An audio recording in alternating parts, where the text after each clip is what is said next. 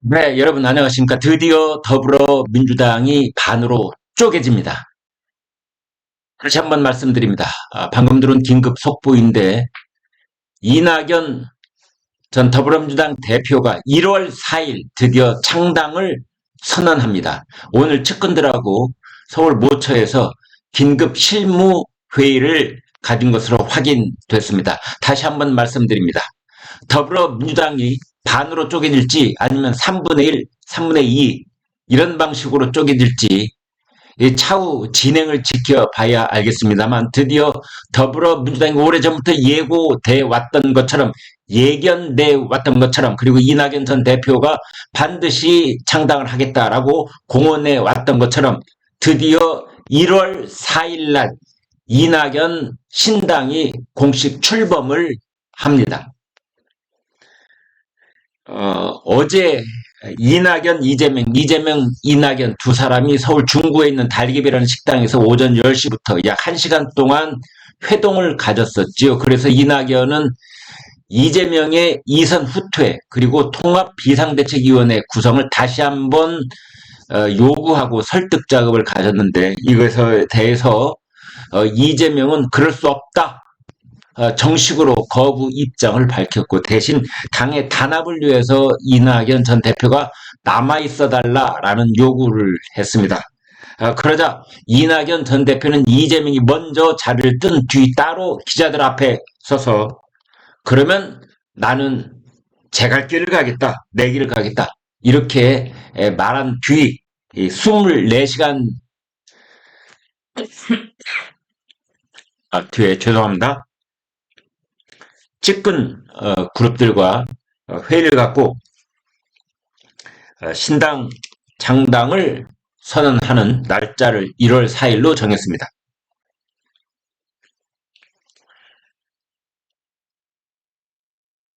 이제 창당을 하기 위해서는 여러 가지 절차가 필요합니다. 각 시도별로 5천 명씩 당원들을 새로 모집하고 준비를 해야 되고요. 여기에 합류하는 인사들의 명단을 원내, 원외 인사들을 쭉 리스트업을 해야 되고 거기에 대해서 전부 다 준비 작업을 해야 되고 조직 그다음에 거기 필요한 예산 이런 것들이 마련돼야 합니다. 그다음에 지역구를 어떻게 후보 추천을 가져갈지 이런 점들이 지금부터 아주 숨가쁘게 실무 작업이 이루어져야 됩니다. 이날 회의에서는 이제 이낙연 전 대표하고 그 측근들이 아주 구체적인 얘기가 이제 오갔다고 합니다. 근데 이전까지 회의에서는 창당을 하느냐 마느냐, 이재명과의 마지막 협상이 가능하냐 안 하느냐 이런 얘기를 했다면 오늘부터는 그런 얘기는 일절 없어지고 이제는 구체적으로 창당 실무, 시점, 일자, 그 다음에 참여하는 인원, 조직, 예산, 그 다음에 후보, 국회의원 후보 출전을 한 구체적인 지역구 이런 얘기가 오가기 시작했다고 합니다. 그래서 지금 이낙연 측에서는 이재명 쪽에 아무런 변화의 의지가 없는 게 확인이 됐기 때문에 차라리 시원하다. 고민거리가 없어졌다. 이제 오로지 창당 그 길로 가게 됐다. 이제 이러고 있습니다. 1월 4일 날 신당 창당 선언하고 1월 10일에서 15일 사이에 발기인 대회를 개최하는 쪽으로 그렇게 일정이 잠정적으로 정해졌습니다. 이낙연 전 대표는 어제 이재명을 만난 직후에 민주당이 국민으로부터 대안으로 인정받지 못한 것은 단합하지 않아서가 아니라 변화하지 않았기 때문입니다. 오늘 변화의 의지를 이재명 대표로부터 확인하고 싶었으나 안타깝게도 확인할 수 없었습니다. 라고 말했거든요. 그러니까 결국은 이낙연은 변화해야 된다. 라는 거고 이재명은 단합해야 된다. 이런 주장이었습니다. 변화와 단합, 단합과 변화. 한쪽은 단합, 한쪽은 변화. 이 둘은 한꺼번에 성취될 수는 없는 주장이었었지요. 결국은 단합을 놔두고 변화가 튕겨쳐 나가는 그런 상황이 됐습니다. 그간 그 이재명 대표의 사퇴, 그다음에 통합 비대위 이걸 빨리 출범을 시켜라 라고 이낙연 전 대표가 요구해 왔었는데요. 아무튼 응답을 기다렸으나 어떤 응답도 없었다. 그리고 최종적으로 이재명이 거부했다. 그래서 조금 더 가치 있는 일을 위해 제 갈 길을 가겠다. 이제 이랬거든요. 반면에 이재명은 회동 직후에 상황이 매우 엄중하기 때문에 우리 국민과 당원 눈높이에 맞춰서 단합을 유지하고 총선을 반드시 이겨야 한다는 말씀을 드렸다라고 했는데 아무튼 그렇게 해서 서로 제 갈 길을 간다. 이제 이렇게 돼 있습니다. 여기서 덧붙여서 중요한 것은 비명계 현역 의원 4명. 현역이라는 게 중요한데요. 4명. 원칙과 상식. 여기에서도 거취를 지금 고민하고 있습니다. 이 사람들도 이재명 대표 사퇴, 통합 비대위 구성 이 두 가지를 요구해 왔다는 점에서 이낙연 전 대표하고 교회를 같이 했었는데요.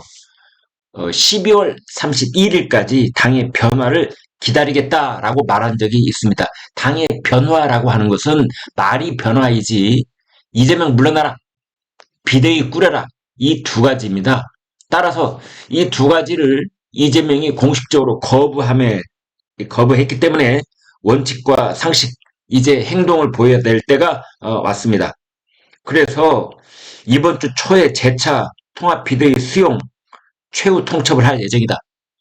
그러니까 주 초라고 한다면 이제 1월 1일이 월요일이지 않습니까?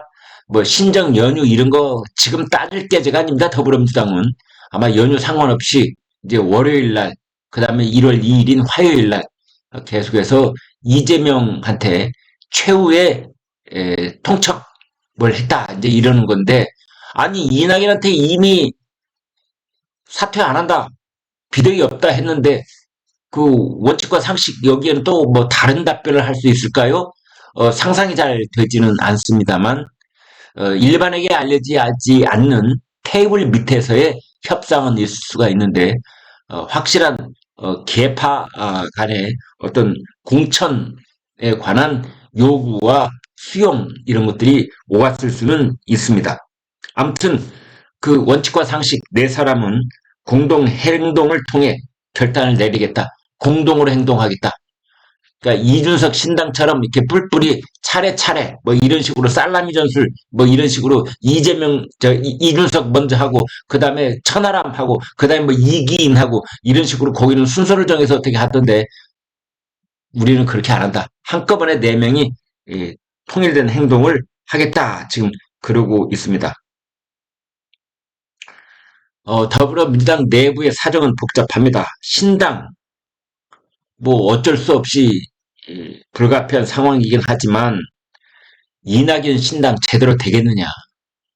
나갈 때는 큰 소리 치고 나가지만 찻잔 속에 태풍이 될 가능성도 있다. 이제 이러는 분석도 있습니다. 명분이 없다. 뭐 인물도 없다. 돈도 없다. 이제 이런 얘기하고는 있는데 이건 좀 너무 한 평가인 것 같고요. 또 이런 분석도 있습니다. 칼집에서 칼을 빼겠다! 빼겠다! 이 칼집에 칼이 들어있을 때 그 칼이 무섭고 효과가 있는 거지, 칼집에서 칼을 한 번 빼고 나면, 그러면은 막상 별거 아니다. 긴 장칼이 나올 줄 알았더니 애게게 사과 깎는 과도가 나왔네? 이럴 수 있는 것 아니냐. 또 이낙연 신당이 호남 쪽 지지 기반이 지금 미미한 상황이라고 알려져 있는데 그렇다면 어디 기댈 데가 없는 것 아니냐 이렇게 박하게 평가를 하는 반면에 또 다른 의견들도 물론 있습니다. 신당은 어떤 파장이 일어날지 어떤 회오리 바람이 될지 예측하기 어렵다. 지금이라도 이재명이 이낙연을 몇 번이라도 찾아가서 말려야 한다. 그러니까 여러분, 제가 다시 한번 말씀드리지만, 과거에도 보면은 선거 직전에 한밤중에 무슨 변화가 일어나고, 이, 말하자면은 깜짝 놀랄 만한, 그런, 이제 소식이 전해지기도 하는데요. 가령 오늘 밤에라도 이재명이 이낙연 집으로 찾아가서 두 가지 요구 중에 하나를 뭐 수용을 한다든지. 예, 근데 이재명이 물러나고 대신에 이재명이 오른팔인 누구를 뭐 당대표, 직무대행 이렇게 해서 그 사람이 할 수 있게 하자라는 식으로 한다든지 비대위 구성을 안 하고 뭐 이런 식의 얘기를 할 수 있는 것 아니냐. 그래서 부분적으로 수용하는 그런 깜짝 발표 있을 수도 있다. 뭐 이런 겁니다. 그러나 그 가능성은 희박하다. 뭐 이런 분석도 있습니다. 그래서 다시 한번 결론처럼 말씀드리지만 이낙연 전 더불어민주당 대표가 오늘 측근들하고 서울 모처에서 실무회의를 가졌다. 이제 이재명과 더 이상 연락할 일은 없다. 끝! 1월 4일 날, 1월 4일 날 신당 창당을 선언한다. 그리고 그로부터 일주일에서 열흘쯤 뒤에 발기인 대회를 갖는다. 이렇게 확인됐습니다. 여기까지 하겠습니다. 고맙습니다.